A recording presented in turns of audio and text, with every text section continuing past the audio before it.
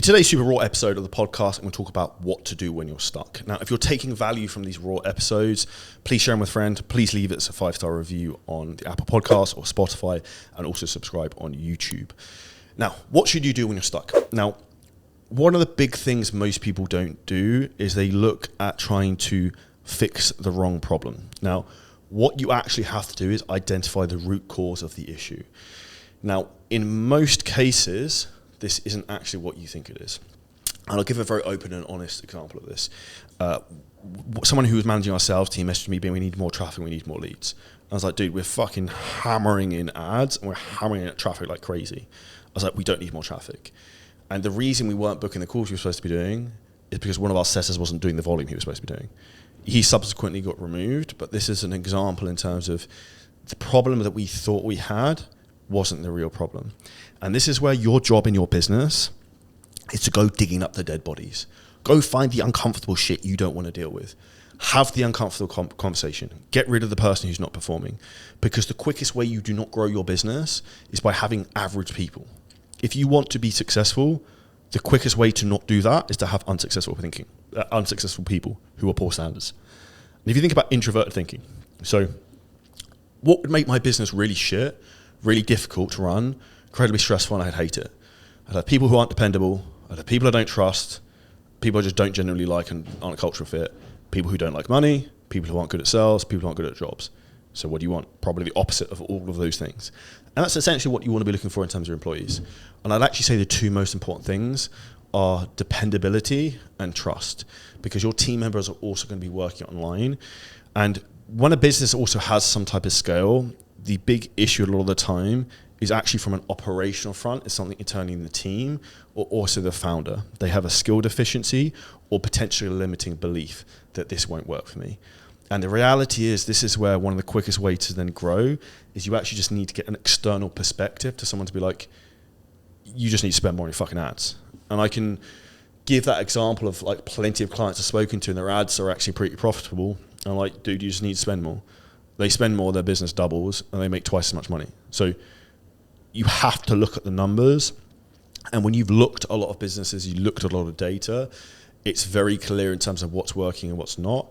And if you know the clear KPIs in terms of what good looks like, it's very easy to see in a business that's going to explode and one that's not. A great example of this is one of our clients, Nathan Johnson, who hit his first 100K month last month. I think he will hit 200K in the next month or two. He's done 20K, I think, the first 2-3 days of this month.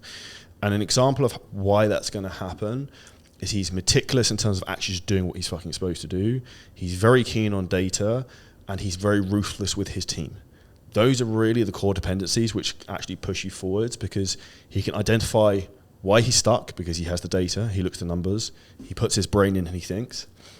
Number two, he actually then actions upon that very quickly and deals with the problem. Whether it's an employee he has to get rid of and replace, he's not afraid to have the difficult conversation.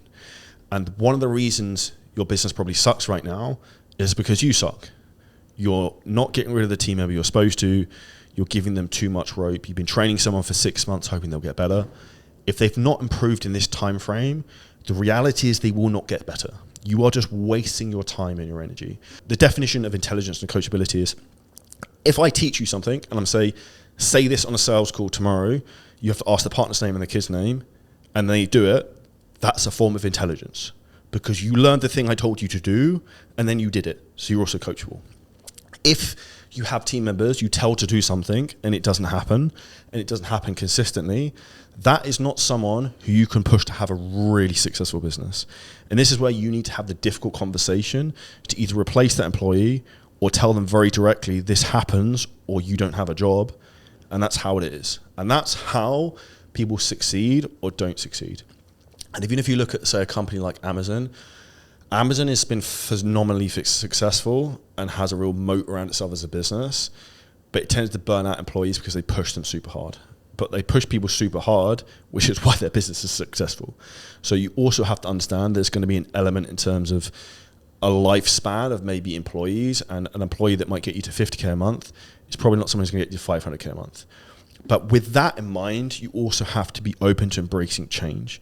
And the change has to come from you as the founder, because at the top of the business, you have a bottleneck.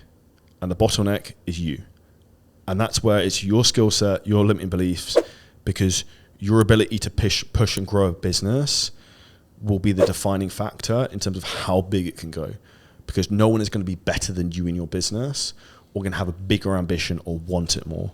And that's a fundamental thing you have to understand, which is why, in my opinion, business is the greatest form of personal development you are going to get, because it allows you to constantly evaluate yourself, look at your weaknesses, look where you're strong, look where you need to improve, and keep looking to level up so you can become the greatest version of yourself so you can lead your team.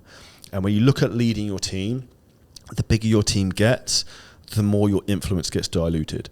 But what's important about this is then your job is to pour into the other leaders in the business so they can become variations of you.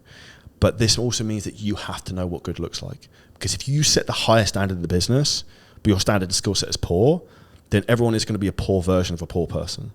So you have to become great and learn the skills, which is why I personally to date have spent over $300,000 on mentors and will continue to do so, because I'm on a mission to learn to become the best version of myself so I can help you become the best version of yourself, help my team become the best version of themselves so everyone can win. And you have the ability and a framework to think about. There's only 3 reasons people aren't successful. They're either arrogant, lazy, or stupid. Most people aren't lazy. Most people aren't stupid. A lot of people are very fucking arrogant. You think you know everything because you make 10, 20, 30K a month. The reality is you're not as good as you think you are, because if you were, you'd be making the money you want to be making. And that probably hits home. And it hits home for me. I want to make $1 million a month. I'm not.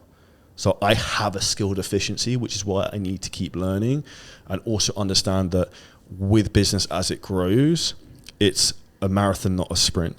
You want to think like Rolls Royce. So slow is smooth, smooth is fast, and that's how you grow a business as long as you have the right angle of attack you're looking at. And that comes down to you setting clear goals of where the business is going, what the vision is, who you serve, and what the purpose. And then you want everyone in the business bought into that, which comes down to understanding the core values of the business of what you want. And if you do not have core values in your business, this is one of the quickest things you can add in that will see monumental growth within your employees and also the output you get. So to give you an example of some of the core values we have in our own business: success loves speed, trust, dependability, extreme ownership, having a difficult conversation even when it's painful. Those are an example of some of the core values we have, because those are ways we want to conduct ourselves within the business. Now, to get to that type of perspective, you can only really see what you can see. Because when you have your own business, you're married to it. You're so in it that you can't see the wood through trees, which is why one of the most important things is having an external perspective. And you have to have an external perspective from someone who's done the thing you want to do. Because if you do not have an external perspective, there are things happening, things that you're completely fucking unaware of, that are stopping you being successful. It's like trying to drive a car with a handbrake on. You don't even realize right now you've got the handbrake on. It's like I've looked at some clients, ads managers recently, for example, who they're making 50, 60K a month. Their Facebook pixel's not even set up, and they've been running ads for 2-3 years. So how inefficient is that? How much money has that cost you? How much has that made your business suffer? Because you were unaware that wasn't even an issue, because I looked at it. And this is the reality of why you need to have someone who can spot your blind spot, because everyone has one. And then the last thing I want to talk about is taking incremental action. Now, when you're in the eat shit phase to start the business, you have to grind, you have to do a lot of things very, very quickly, but you have to focus on the thing that's going to make you money. So think about book call, close call, coach client, get result. But as the business grows, it actually gets more challenging because you have more resources, you have more people, and it's like red shiny object syndrome, let's do all these fucking things. The reality is it's less is more. You want to do the minimal things that you can do to grow the business and do them exceptionally well. So you want to find one ad strategy you can scale, optimize the living fuck out of it. You want to find organic content strategy that you can scale, that you can optimize the living fuck out of it. That is essentially what we want to be doing. Rather than trying to do 10 social media platforms, pick 2. Pick one ad strategy you can scale, optimize that. If you try and do 5 things, it will not go well. And I can give you an example. When I first moved to Dubai, I was on the warpath from going through some personal challenges with getting divorced. I specifically wrote on a whiteboard how to make $1 million a month. Well, I've got the photo somewhere. And I wrote every strategy I could think of. And what did I do? I tried to do all 15 of them at the same time. Hiring teams, setting up different systems. It was an absolute clusterfuck and super stressful. So the big thing I would say to you right now, if you want to scale your business and you want to be really successful, you need to identify why you're stuck, fix that one problem, and then by fixing that new problem, your business will grow and a new problem will arise. And if you have no problems, your business will grow infinitely forever. So there's always going to be one thing that's pigeonholing you back, and your job as the entrepreneur is to identify that, fix it as quickly as possible, and then identify the next problem that arises that slows growth. If you took value from this podcast, make sure you share it with a friend, leave us a 5-star review. And if you want help in terms of scaling your business, hit the link below the podcast. You can book in a free call to find out exactly how we can help you. And I'll see you next episode very soon.